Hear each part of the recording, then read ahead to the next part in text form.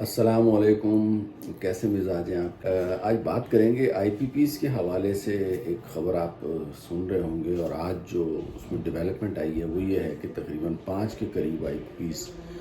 کے ساتھ جو معاہدے ہیں وہ حکومت نے ختم کر دیے ہیں، اور اسے کہا جا رہا ہے کہ بجلی حکومت کو بھی تقریباً کوئی 400 ارب کا فائدہ ہو۔ اب اس سے عام آدمی کے اوپر کیا فرق پڑے گا، انڈسٹری پہ کیا فرق پڑے گا، یہ میٹر کرتا۔ نو ڈاؤٹ یہ 4-5 کمپنیز کے ساتھ آئی پی پیز جو ہیں ان کے ساتھ جو معاہدہ ختم کیا ہے، اس سے نو ڈاؤٹ کہ بجلی کی قیمت میں کمی ہوگی، اور جب بجلی کی قیمت میں کمی ہوگی تو ظاہر ہے پھر جو انڈسٹری کی کاسٹ ہے اس میں بھی کمی ہوگی، عام آدمی کی جو کاسٹ ہے، کاسٹ آف لیونگ جسے ہم کہتے ہیں، اور that is main part of C P I, consumer price index, تو اس کے اوپر بھی الٹیمیٹلی فرق پڑے گا۔ جو کہا جا رہا ہے، کیونکہ ظاہر ہے اب یہ معاہدے جتنے بھی ہوئے ہیں these are not public document, تو یہ اویلیبل تو نہیں ہے ہمیں، تو جو کہا جا رہا ہے we have to rely upon that information. تو اس کے مطابق یہ ہے کہ جی 19 سے 20 روپے تک جو ہے وہ بجلی سستی ہونے کا امکان ہے۔ جب ہوگی تو دیکھیں گے۔ فی الحال تو یہی ہے کہ 5 آئی پی پیز کے معاہدے ختم ہوئے ہیں، اور باقی جو ہیں ان کے ساتھ معاہدے جو ہیں وہ ریوائز کیے جائیں گے، اور سارا کریڈٹ جو ہے وہ وزیر اعظم صاحب اور پی ایم ایل این کی حکومت یا پی ڈی ایم کی حکومت جو ہے وہ لے رہی ہے۔ میرا خیال جو ہے وہ اس سے تھوڑا سا مختلف ہے۔ اگر آپ یاد کریں، آئی پی پیز کا مسئلہ جو اٹھایا تھا وہ گوہر اعجاز صاحب نے اٹھایا تھا، اور گوہر اعجاز صاحب کا آپ کو پتہ ہے کہ وہ کہاں سے ڈائریکشنز لیتے ہیں۔ یہ چیز آپ کو کلیئر ہو جانی چاہیے کہ بیسیکلی یہ انیشیٹو جو ہے وہ اسٹیبلشمنٹ کے لیے طرف سے لیا گیا ہے، اور اس کا تمام تر جو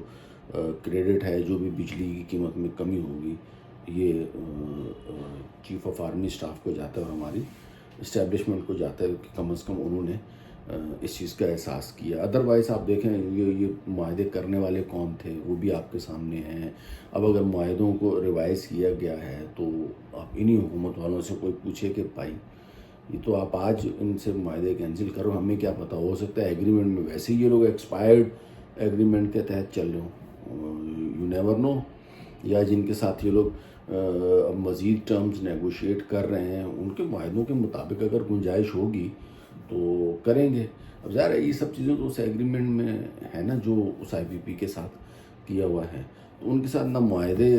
جو ہے وہ عوام نے کیے تھے، انہوں نے ہی معاہدے کیے تھے، یہی اب سستی ہونے کا کریڈٹ لے رہے ہیں۔ تو اب جو اتنا ڈیلے جو ہوا ہے اس معاملے میں، تو ہو از رسپانسیبل فار دس؟ یہ دوسرا میرا پوائنٹ ہے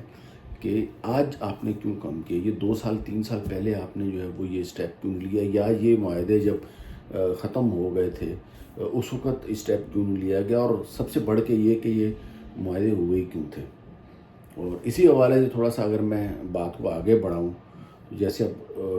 سعودی عرب کے حوالے سے بات کی جا رہی ہے کہ جی انویسٹمنٹ آ رہی ہے، انویسٹمنٹ آ رہی ہے، وی آلویز ویلکم انویسٹمنٹ، لیکن اگر وہ انویسٹمنٹ اسی طرح کی ٹرمز کے اوپر آ رہی ہے جیسے آئی پی پیز والی فورن ڈائریکٹ انویسٹمنٹ آئی تھی کہ جی 8 ارب روپے لگائیں اور 4 ارب روپے سال کے کمائیں،